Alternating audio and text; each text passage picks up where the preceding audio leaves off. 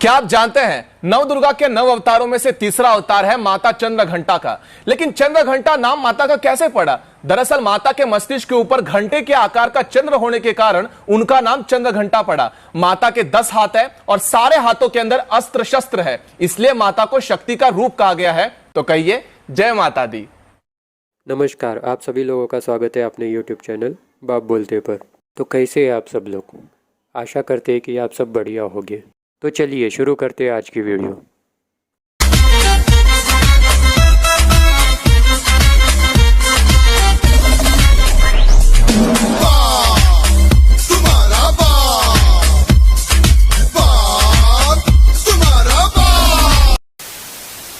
बांग्लादेशी भगाओ, बांग्लादेशी भगाओ। अब भगाएंगे, सीना ठोक के बांग्लादेशियों को जो घुसपैठिए बनाए थे भगाएंगे। ये 303 सीट, ये 303 सीट मच्छर मारने के नहीं मिला है। ये 303 सीट देश सुधारने के लिए मिला है। और जो 70 सालों से ये लोग दबा के नीचे बैठे हुए थे, अंगठी के नीचे, उसे ठीक करेंगे। ओके। एक बड़े जर्नलिस्ट को मैंने दिल्ली से बुलाया था, लखनऊ। मैंने कहा कि बताओ, तुमने इतने पैसे में मुझे औरंगजेब लिख दिया, इससे दुगना मैं पैसा देने को तैयार हूं, तुम किसी मुझे बता देते कि पैसा तुम्हें चाहिए। तो मैंने उसको भी छोड़ दिया। यही तो गलती है, मुझे भी औरंगजेब जैसी तलवार निकालनी थी और उस व्यक्ति को उसी समय खत्म कर देना चाहिए था। मुझे भी औरंगजेब जैसी तलवार निकालनी थी और उस व्यक्ति को उसी समय खत्म कर देना चाहिए था। किसी बच्चे की वो शर्ट है, ठीक है जी, वो चलो बच्चे की एक टी शर्ट है, उस टी शर्ट पे किसी का फोटो है।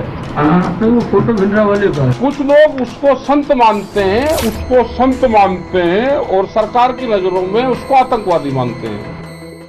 तो आपको ये प्रधानमंत्री स्वनिधि योजना का कोई लाभ मिला है क्या? नहीं साहब, कुछ नहीं मिला सर। अच्छा, सरकार की तरफ से कितना पैसा मिला आपको? 2.5 लाख मिला सर। अच्छा, सीधा सीधा आपके बैंक के खाते में आ गया था? हाँ। किसी को बीच में कुछ देना नहीं पड़ा ना? नहीं जी सर। उज्ज्वला योजना का लाभ मिलता है, गैस का चूल्हे का? हाँ है जी सर। तो गैस से पकाते हैं आप? हाँ, अब खाना। तो आपको ये प्रधानमंत्री स्वनिधि योजना का कोई लाभ मिला है क्या? नहीं साहब, कुछ नहीं मिला सर। अच्छा, देखिए आप इसका फायदा उठाइए। जी सर। आप बैंक वालों से मिलिए, उनको कहिए कि प्रधानमंत्री स्वनिधि योजना है और हमारा यहाँ मकान है, तो हम चाहते हैं इससे जुड़ना, तो वो आपको 10,000 रुपया देंगे। जी सर। और 10,000 रुपया से आप अपना कारोबार आगे बढ़ा सकते हैं। मुझे दुख इस बात का है, गाय पालता है हिंदू, काटता है कसाई। क्यों? हिंदू बेच देता है, कसाई काट देता है। और हिंदुओं को पूछो भाई गाय क्यों बेची, कहने लगे जी दूध नहीं देती। दूध तो थोड़े दिन के बाद अपनी अम्मा भी नहीं देती, उसको भी बेचोगे? गाय अपनी मां के जैसी है, उसको कभी बेचना नहीं, किसी कसाई को देना नहीं, बहुत पाप पड़ेगा। अगर उसकी मृत्यु होती है तो ऐसे ही उसका अंतिम संस्कार करो जैसे अपने घर के लोगों का किया जाता है।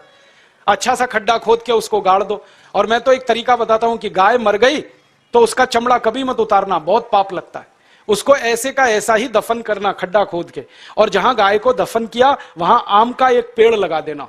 3 साल में वो पेड़ इतने फल देगा कि आप तोड़ते तोड़ते थक जाएंगे। मैंने ये किया है, गाय का शरीर जिस मिट्टी में दफन हुआ वहां आम का पेड़ लगा दिया और दूर एक दूसरा आम का पेड़ लगा दिया। उस आम के पेड़ पे 100 फल आते हैं, तो गाय के शरीर वाले आम के पेड़ पे 400 से 500 फल आते हैं।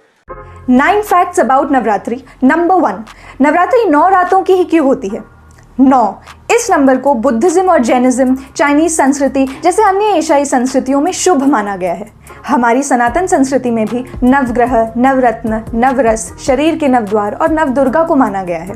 गणित के अनुसार 9 सबसे बड़ा अंक है, जिसके हर मल्टीपल के डिजिट्स को जोड़ा जाए तब भी 9 ही बनता है।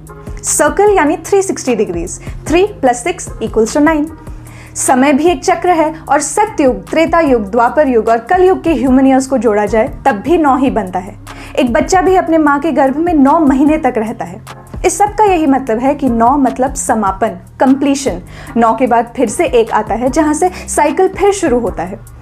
9 सबसे बड़ा अंक है, पर उसके बाद भी 1 आता है जो नई संभावनाओं को दर्शाता है, और इसीलिए नवरात्रि को किसी भी नए काम की शुरुआत करने के लिए शुभ माना गया है। मेरा परिवार भी कश्मीरी पंडित है, अपने भाइयों से कह रहा हूं, कश्मीरी पंडित जो भाई हैं, मैं आपको कह रहा हूं कि मैं आपकी मदद करके दिखाऊंगा। जय माता दी।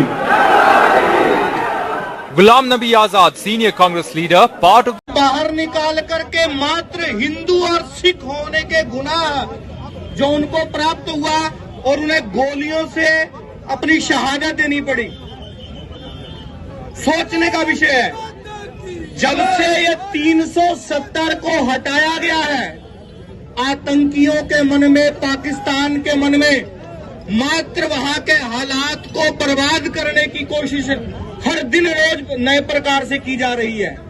कुछ दिन पहले मक्खन लाल जी को और उसके पहले वो एक प्रवासी भारतीय जो मजदूरी करके गोलगप्पों की रेडी चला करके अपने परिवार का भरण पोषण करता है, आने जाने वाले टूरिस्टों के लिए। उधर लखीमपुर खीरी मामले में बीजेपी कार्यकर्ताओं के परिवार को मदद मिली है। लखीमपुर हिंसा में मारे गए थे हरिओम मिश्र, शुभम मिश्र। सदर विधायक ने 45 लाख का चेक परिवार को सौंप दिया है। बीजेपी कार्यकर्ता श्याम सुंदर के परिवार को भी चेक सौंप दिया गया है। तो दरअसल ये बीजेपी के कार्यकर्ता थे जिनकी पीट कर हत्या की गई थी और ये सदर विधायक ने इन सभी पीड़ित परिवार को 45 लाख का चेक सौंप दिया है। बीजेपी कार्यकर्ता श्याम सुंदर के परिवार को भी चेक दिया गया है। तो ये 2 कार्यकर्ता थे जिनको मदद दी गई है। कोरोना कालखंड में भी आ सकते थे। कोरोना में जब प्रथम लहर कोरोना की आई थी तब भी लोग आ सकते थे। 40 लाख प्रवासी कामगार उत्तर प्रदेश के अंदर आए, उनके प्रति भी इनकी सहानुभूति होनी चाहिए थी। तब नहीं, तब झूठे हमें 1000 बसेज के नंबर दिए थे कांग्रेस ने, तो उन बसेज को बॉर्डर पे लगाना है प्रवासी कामगार और श्रमिकों को सुरक्षित घरों तक भेजने के लिए। तो हमने विभिन्न जनपदों के आरटीओ को भेजे कि भाई आपके जनपद से संभवतः ये बसेज होंगी, आप इसको देखिए, कंफर्म करिए कि ये बसेज हैं। अब आश्चर्य करेंगे वो बसेज नहीं थी, जो कंडम ट्रक थे या स्कूटर के नंबर थे, स्कूटर के नंबर दे दिए थे हम लोगों को बस के नाम पर। इतना भद्दा मजाक प्रदेश की जनता की और पीड़ित बंधुओं की जा रही थी, जो अपनी रोजी रोजगार छीनने के बाद प्रदेश के अंदर वापस आ रहे थे। ये कांग्रेस कर रही थी, कोई और नहीं कर रहा था। क्या कांग्रेस का नेतृत्व तब सोया हुआ था ये देखने के लिए? तब क्यों नहीं उन्होंने इस चीज को इसमें उस समय इस प्रकार की छोटी हरकतें क्यों कर रहा था कांग्रेस का नेतृत्व? तो फिर मिलते हैं एक और नई वीडियो के साथ। तब तक के लिए जय हिंद, वंदे मातरम, जय श्री राम।